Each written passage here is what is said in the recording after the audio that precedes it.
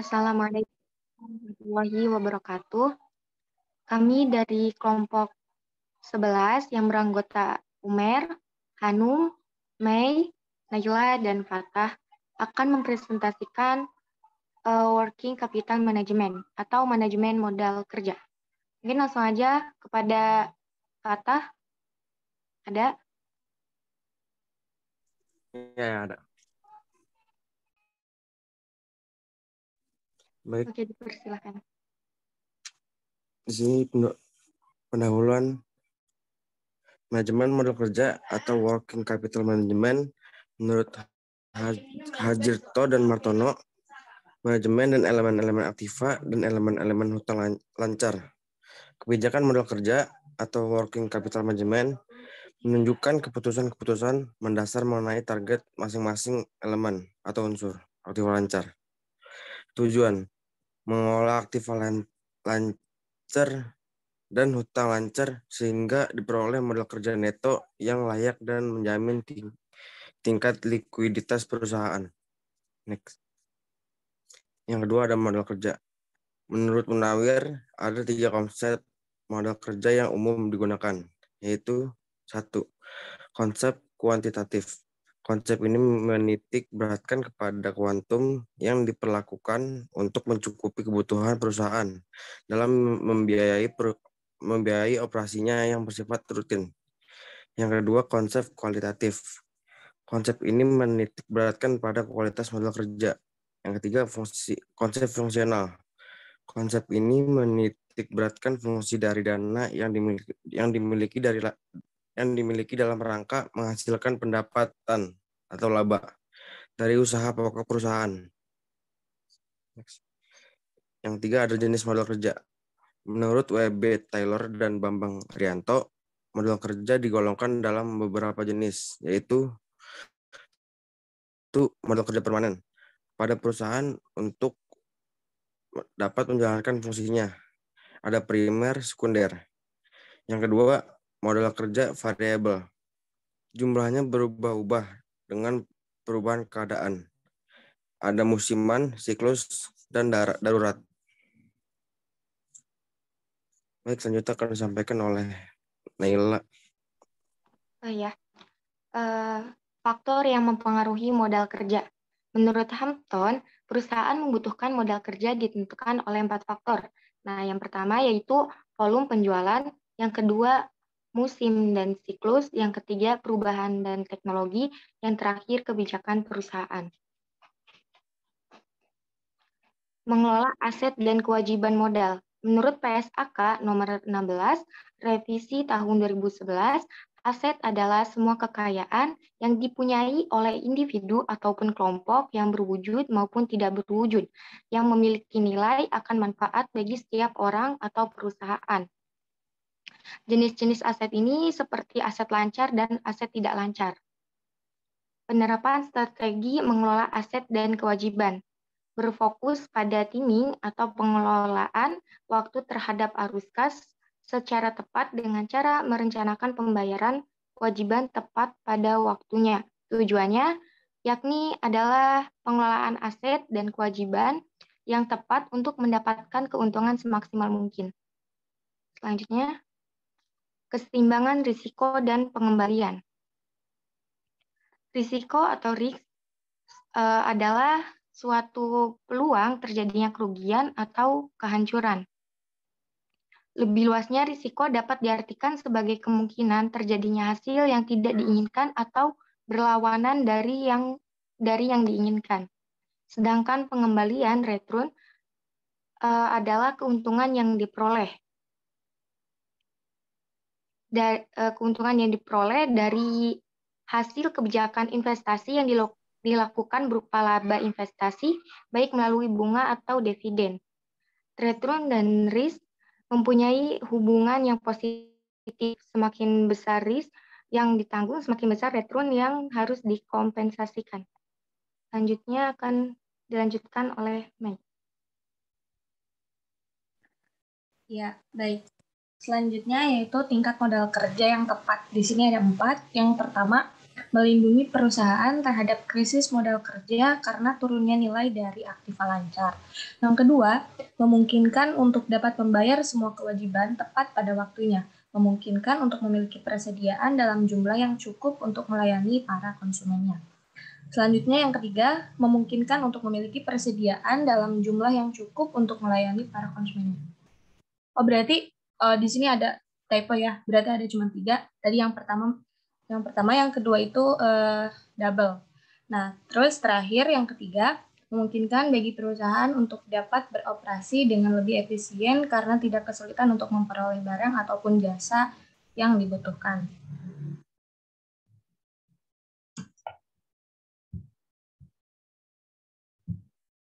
Selanjutnya, pendanaan jangka pendek.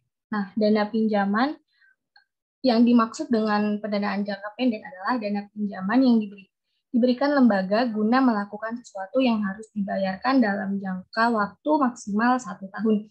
Bisa didapatkan dari mana saja, mulai dari bank sampai perusahaan tempat bekerja.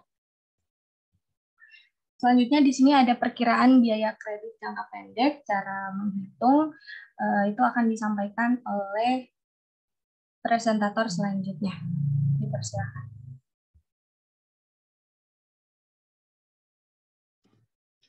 Oke, perkiraan biaya jangka pendek. Itu ada pertama estimasi bunga kredit jangka pendek. Memperkirakan biaya kredit bank khususnya biaya bunga cukup sederhana itu. Untuk menghitung bunga, rumusnya ialah hutang pokok kali tingkat bunga kali lama pemakaian kredit. Contohnya, bila sebuah perusahaan memperoleh kredit bank sebesar 100 juta rupiah dengan bunga 12% per tahun selama 6 bulan, maka besarnya biaya bunga adalah bunga yang dibayar adalah 100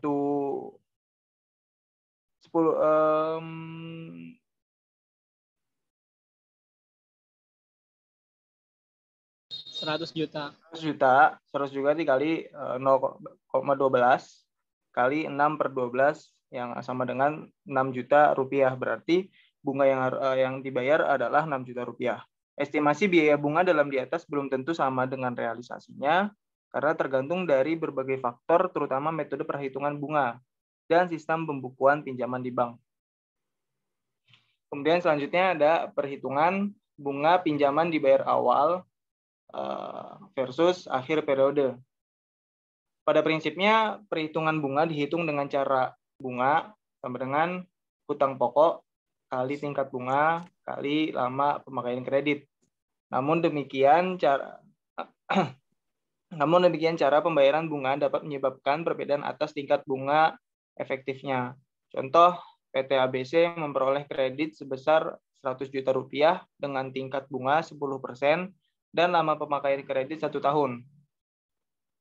Yang pertama, ada bila bunga dibayar di akhir periode, maka tingkat bunga efektif adalah 10% kali 12 per 12 dikali 100 juta rupiah, sama dengan 10 juta rupiah. Pelunasan kredit berikut bunganya menjadi 110 juta rupiah. Kemudian yang kedua, bila bunga dibayar di awal periode, jumlah bunga tetap sama, yaitu 10 juta rupiah. PT ABC akan menerima pinjaman efektif yang dapat digunakan untuk operasi usaha berupa 90 juta rupiah. Karena itu tingkat bunga efektif atas bunga yang dibayar di muka menjadi 10 juta per 90 juta rupiah atau sama dengan 11,11%.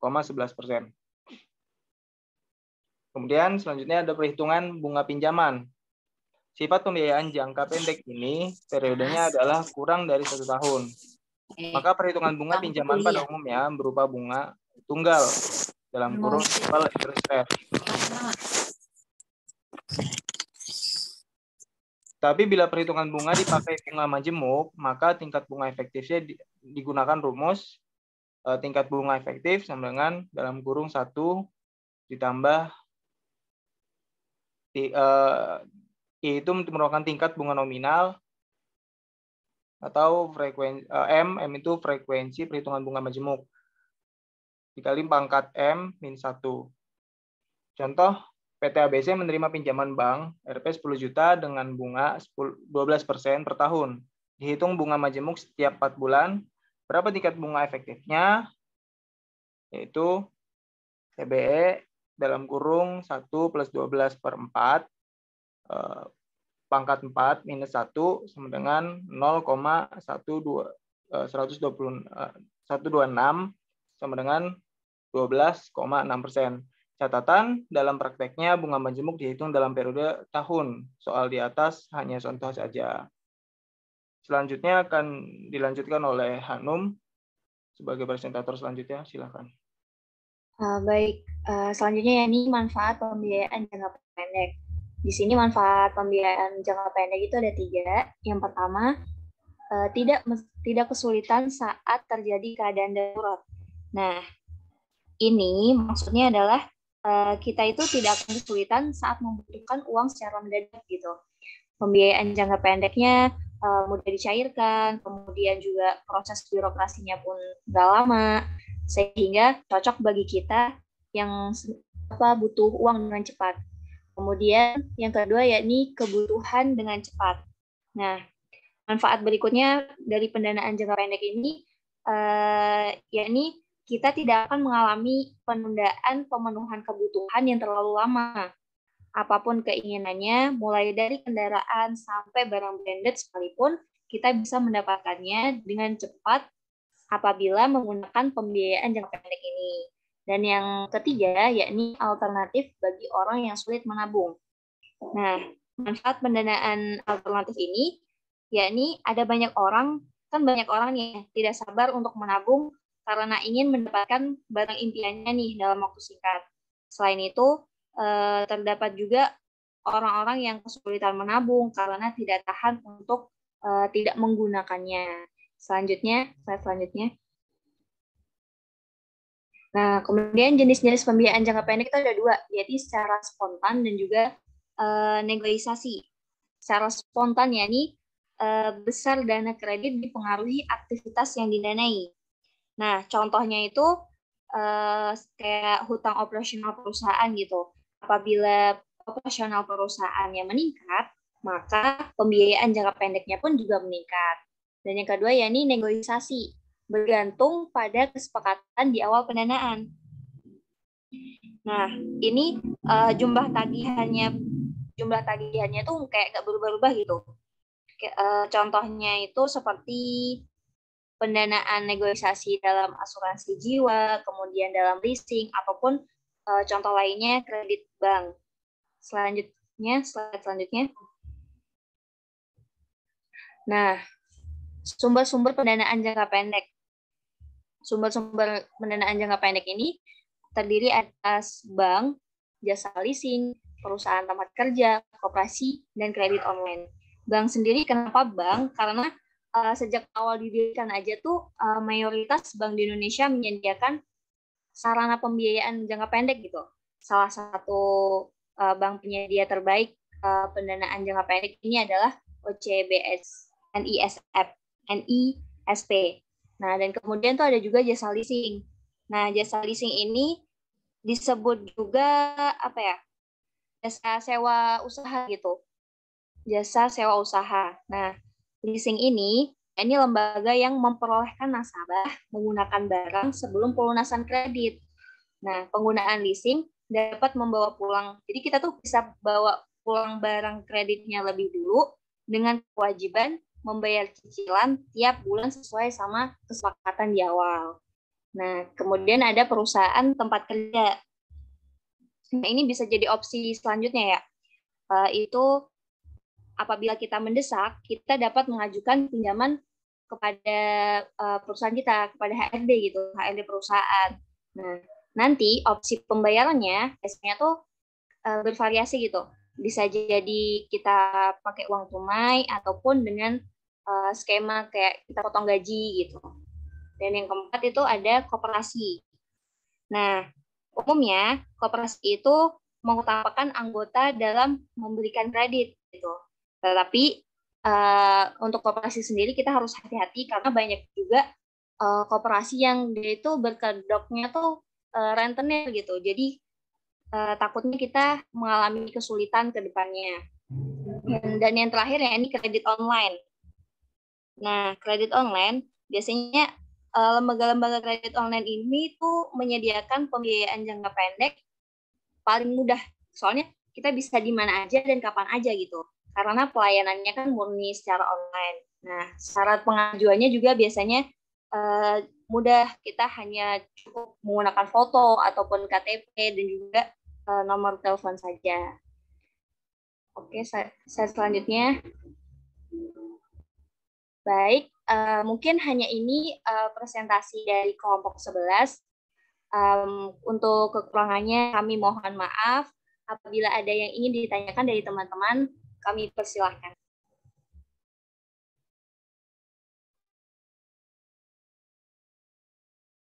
Aset lancar dan juga kalau nggak salah tadi sama liabilitas lancar ya. Nah, pertama pertanyaannya, kalau di perusahaan ini nih kira-kira manajemen modal kerja ini apakah ada divisi sendiri atau ada manajer sendiri? Terus yang kedua, seberapa problematik kalau ini tidak ada divisi sendiri gitu. Kalau kita ngeliat kan sebenarnya manajer-manajer pasti punya akses kan terhadap ya aset lancar, juga liabilitas lancar, atau juga divisi-divisi lain yang berhubungan dengan keuangan tentunya memiliki akses untuk mengetahui aset lancar, sehingga kayak udah ada gitu yang ngaturnya. Jadi seberapa problematik gitu kalau ini tidak dikelola. Semoga bisa dimengerti pertanyaannya. Terima kasih.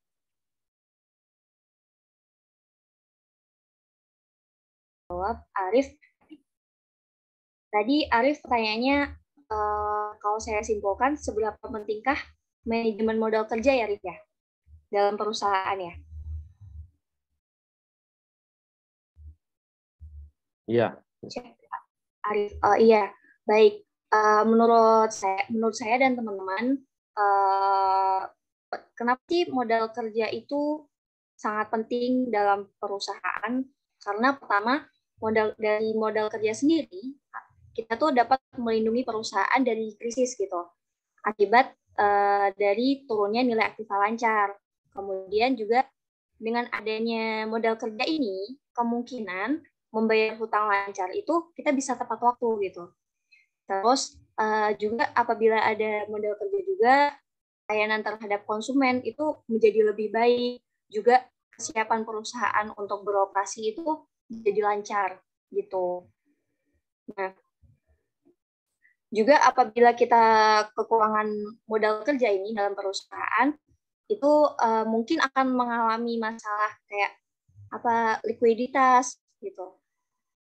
Kalau likuiditas tuh kayak nggak bisa membayar kewajiban jangka pendeknya gitu tepat waktu. Nah, nanti juga bisa menyebabkan mengalami kesulitan dalam pembelian bahan baku, membayar guru ataupun tenaga kerja. Pokoknya dalam perusahaan itu kalau nggak ada modal kerjanya akan sangat crowded gitu. Mungkin itu yang bisa kami jawab. Kalau ada tambahan dari teman-teman yang lain ataupun dari Bapak, dipersilahkan. Ya, saya tambahkan pertanyaan aja ya. Ya, jadi tadi disebutkan modal kerja itu bisa menghindari perusahaan dari krisis. Apa sih perusahaan itu krisisnya apa sih? Coba diperjelas atau diungkapkan dengan bahasa yang mudah gitu. Apa yang dimaksud dengan menghindari krisis tadi? Gitu.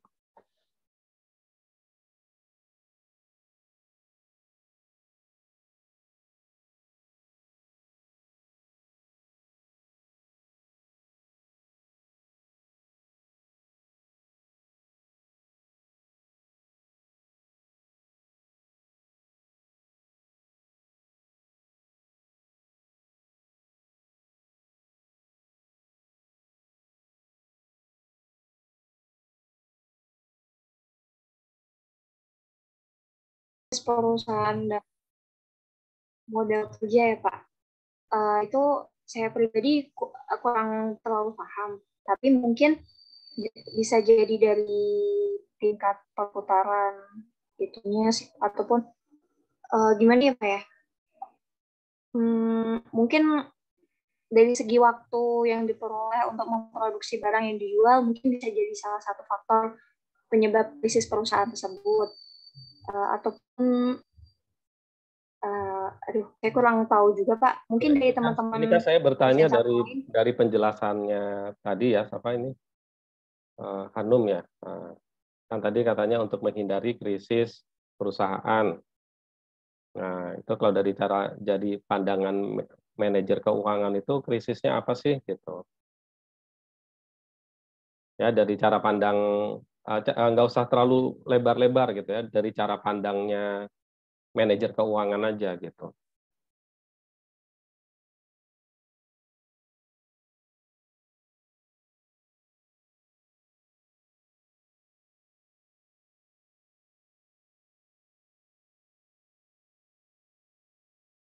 Coba silakan sih yang lain kalau mau membantu atau mau apa menambahkan.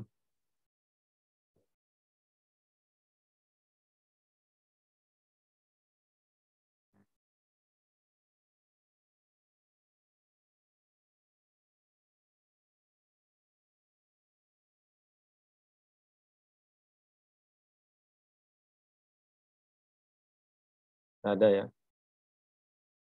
Ya, jadi mungkin gini ya, saya kasih clue aja gitu ya. Jadi kalau manajer keuangan itu ini manajer keuangan dengan akuntan ya. Nih saya bandingkan aja dengan akuntan supaya bisa membedakan gitu ya. Kan ini ada yang dari AS ya.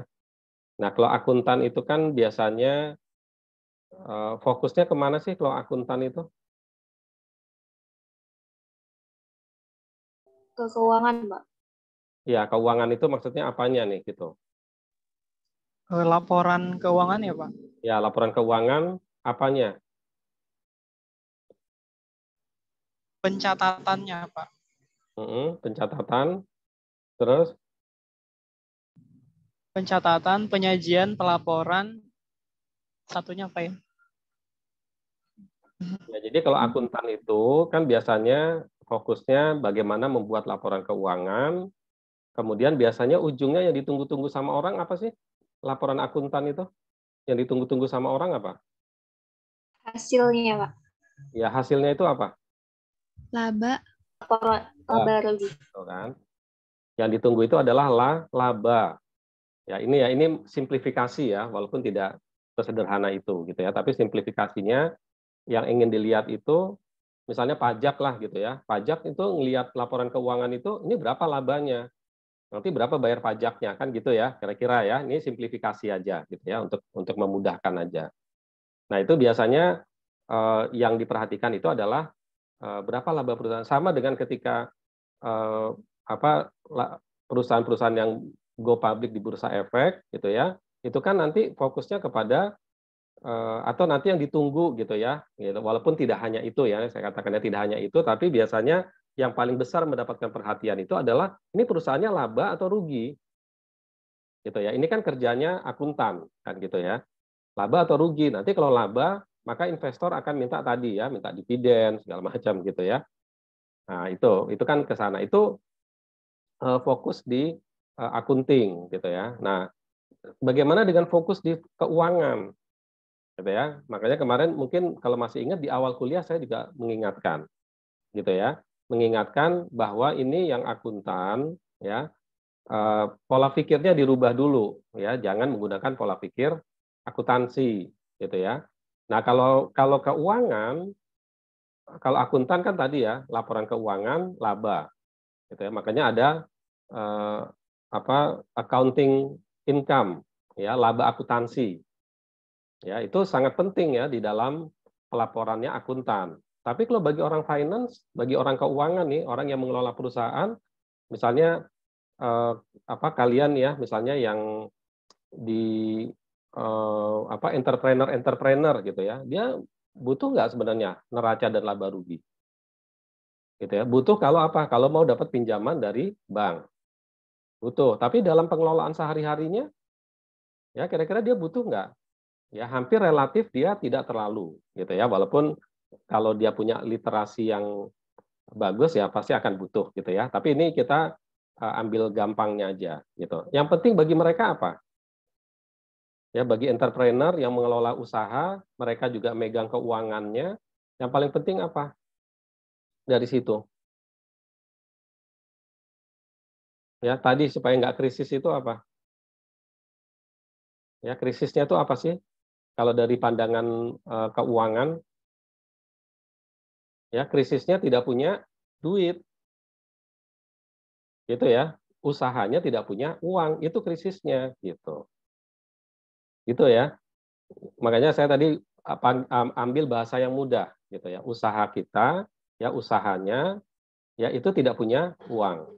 Nah, itulah krisisnya, gitu ya. Kalau misalnya kita bicara laba akuntansi, gitu ya, misalnya laba akuntansi 1 miliar, kira-kira kita punya uang 1 miliar apa enggak? Ya, atau sama enggak? Kalau laba 1 miliar berarti uang kita bertambah 1 miliar. Sama enggak kira-kira? Enggak, Pak. Ya. Kenapa enggak sama? Kenapa kira-kira enggak sama? Karena ada hak-hak orang lain, Pak. Pembagian-pembagian. Jawab secara akuntansi coba. Jawabnya secara akuntansi. Pakai ilmu akuntansi jawabnya. Gitu. Kenapa? Karena ada aset yang tidak bisa diperjualbelikan, Pak. Yang lain coba kurang pas. Karena ada hak investor. Karena untuk menciptakan laba akuntansi itu, untuk membentuk laba akuntansi itu ada unsur apa?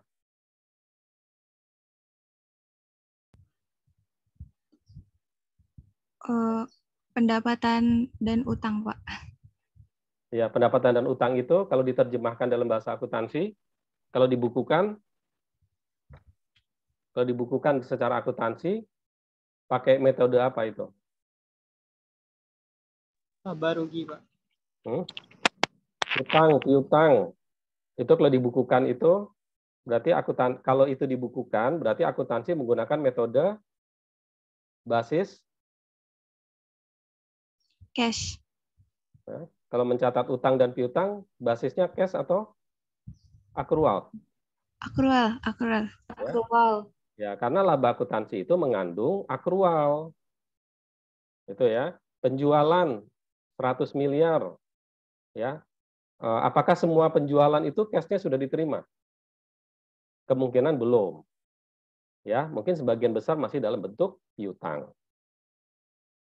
Gitu ya. Nah, di manajemen keuangan ini itu bagaimana kita mengelola piutang supaya cash-nya ada. Gitu ya. Makanya itu menghindarkan fokus di manajemen keuangan itu bukan masalah laporan laba ruginya. Gitu ya. Tapi dia tetap butuh ya laporan laba rugi atau laporan neraca. Tetapi yang penting di dalam tugas dari manajer keuangan itu adalah bagaimana tadi supaya tidak krisis keuangan. Apa krisis keuangannya? Perusahaannya nggak punya cash. Punya utang nggak bisa dibayar. Punya karyawan nggak bisa bayar gaji. Mau produksi nggak bisa beli material. Gitu ya. Punya piutang nggak bisa ketagih. Gitu ya. Punya persediaan kebanyakan. Ya, ini persediaan kita banyak banget sampai expire gitu. Gitu ya. Nah, itu adalah masalahnya di manajemen keuangan. Gitu ya. Berapa jumlah persediaan minimum yang harus dimiliki oleh perusahaan. Gitu ya. Supaya produksi tidak terganggu, supaya uangnya tidak idle tertanam di persediaan. Ya, misalnya kita punya persediaan bahan makanan gitu. Bahan makanan kita beli sebanyak-banyaknya. Padahal ini nanti akan terjual baru dalam jangka waktu habis 10 bulan. Gitu ya. Nah, ini kan berarti kita ada pemborosan di dalam, artinya uangnya idle tertanam di persediaan. Harusnya 2 bulan saja. Gitu. Kenapa? Karena waktu untuk memesan barang itu membutuhkan waktu 2 minggu misalnya, atau 3 minggu. Gitu. Maka kita harus menghitung berapa minimum stok. Gitu ya. Nah, itu adalah manajemen tadi, manajemen working capital. Gitu ya, modal kerja, ya, manajemen modal kerja. Gitu ya. Bagaimana piutang ketika kita akan menjual barang, gitu ya. Ketika kita akan menjual barang itu berapa lama, ya, piutangnya itu berapa lama, gitu kan? Dia harus bayar. Sementara kita juga punya utang membeli material, ya, utangnya berapa lama kita sanggup. Artinya kalau misalnya kita membeli barang dengan utang 3 bulan, gitu ya. Bukan, kalau kita menjual barang dengan piutang 3 bulan, gitu ya, berarti kita harus membiayai bisnis kita selama untuk 3 bulan itu kebutuhan materialnya berapa, gitu ya. Karena kita jual sekarang, duitnya baru balik 3 bulan kemudian, baru masuk 3 bulan kemudian. Berarti kan selama 3 bulan kita harus membiayai, harus menambah modal kerja, harus beli material, bayar karyawan, bayar listrik dan sebagainya. Ya, itu berarti kebutuhan modal kita selama operasional kita selama 3 bulan. Nah, itu adalah masalah yang ada di masalah yang dihadapi oleh manajer keuangan. Gitu ya. Jadi harus imbang gitu ya antara pengelolaan tadi ya, apa sih yang dikelola? Cash, persediaan, piutang. Itu yang paling utama. Ya. Kemudian dari sisi liabilitas yang dikelola apa? Utang dagang, utang bank, accrued, utang-utang operasional, bayar listrik, bayar karyawan, gitu ya. Nah, seperti itu harus kalau misalnya piutangnya belum dapat, berarti kita harus punya tadi ya persediaan cash untuk membayar misalnya gaji karyawan selama 3 bulan ke depan. Ya, jangan sampai nanti karyawan nggak bisa digaji, akhirnya perusahaan tidak bisa beroperasi. Gitu ya. Kalau misalnya, oh ternyata dadakan uangnya nggak ada, berarti kita harus punya sumber pembiayaan. Tadi udah ngitung-ngitung bunga, gitu ya. Sumber pembiayaan dari mana? Yang mau gampang, mau pinjaman online, ya. Tapi ini biasanya kalau online segala macam itu untuk personal ya. Ini kalau kita untuk perusahaan, dari mana pinjaman-pinjaman yang cepat? Tapi biasanya pinjaman yang cairnya cepat, biayanya akan tinggi, gitu ya. Nah, ini adalah masalah yang dihadapi di working capital management. Begitu kira-kira. Bisa dipahami? Ada pertanyaan mungkin?